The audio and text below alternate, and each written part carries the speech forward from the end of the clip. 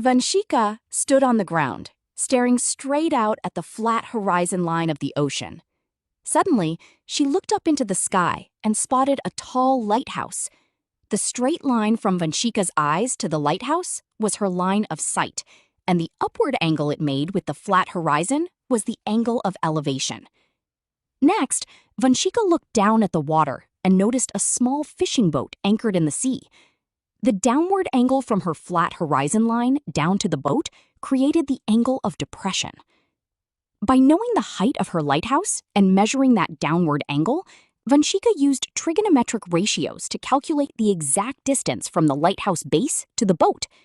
So she concluded, the line of sight is the line from the eye of an observer to the point in the object viewed by the observer. The angle of elevation of an object viewed is the angle formed by the line of sight with the horizontal when it is above the horizontal level. The angle of depression of an object viewed is the angle formed by the line of sight with the horizontal when it is below the horizontal level.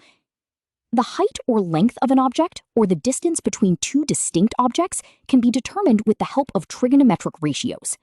So, in short, we can say line of sight is the direct line from the observer's eye to the object. Angle of elevation is the upward angle from the horizontal to the object. Angle of depression is the downward angle from the horizontal to the object. With help of trigonometric ratios, you can calculate heights, lengths, and distances between objects. Thank you for watching. Please like, share, and subscribe.